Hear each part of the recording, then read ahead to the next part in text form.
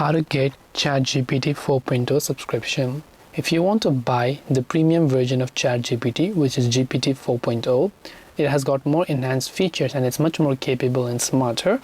You can simply open up your ChatGPT app. Now normally this is I'm on the free version, right? But if you want to get the pro version, at the very top you'll find the Get Plus option.